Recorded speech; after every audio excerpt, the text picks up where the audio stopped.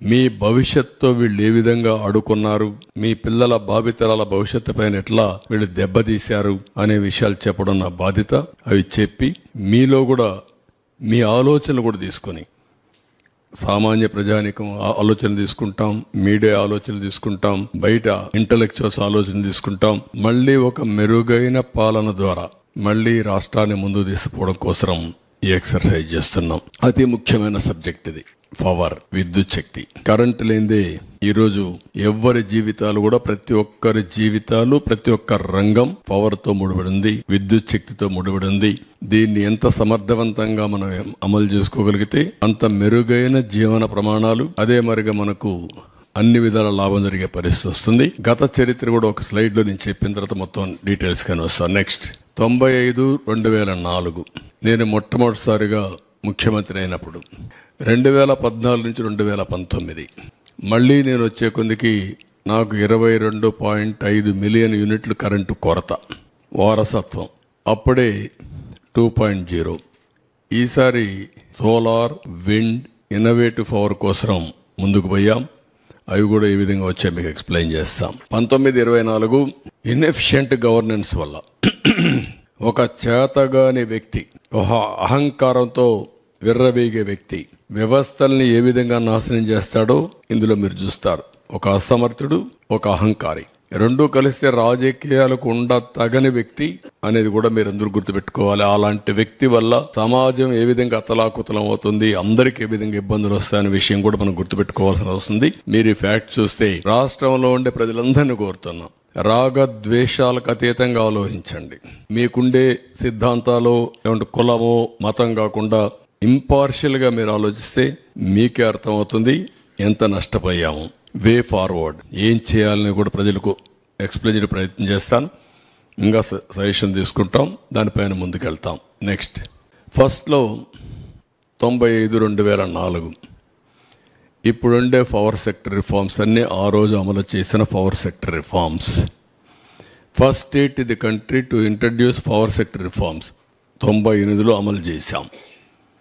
అదే మరి independent regulatory commission appoint చేశాం, ఏపీఈఆర్సీ.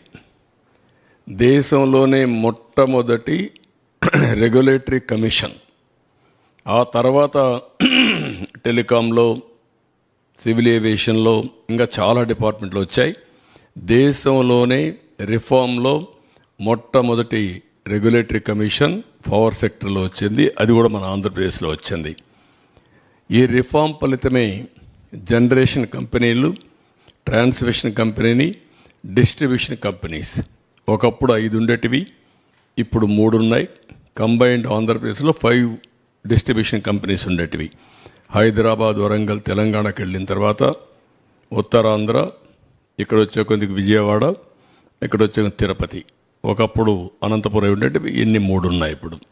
ఇంకా నేను స్టడీ చేసుకుంటున్నాను, వల్ల సబ్జెక్ట్ని రీకలెక్ట్ చేసుకోవడం. ఇక్కడికి వచ్చేటప్పుడు ఎనర్జీ డెఫిషిట్ రెడ్యూస్ టు 1.5 2003-04 వచ్చాం. Compare to 7.1% at national level ఉండేది.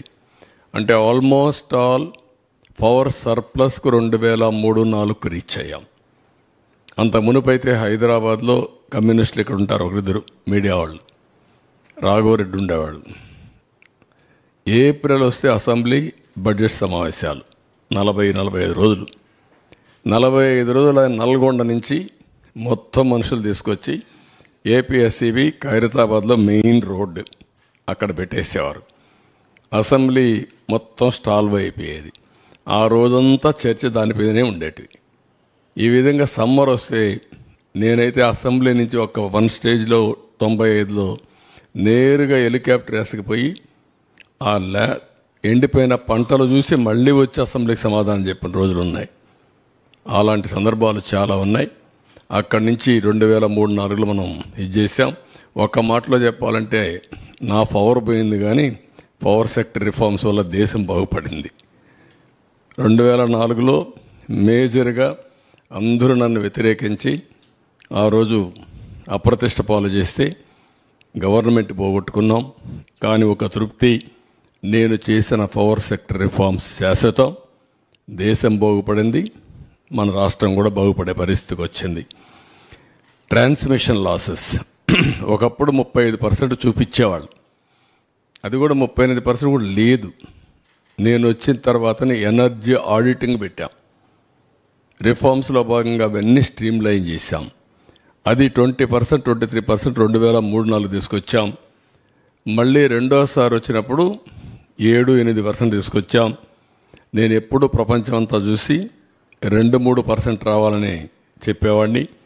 ఆ విధంగా మొత్తం ట్రాన్స్మిషన్ లాసెస్ కానీ డిస్ట్రిబ్యూషన్ లాస్ కానీ పెద్దగా ఎత్తుగా తగ్గించాం. నెక్స్ట్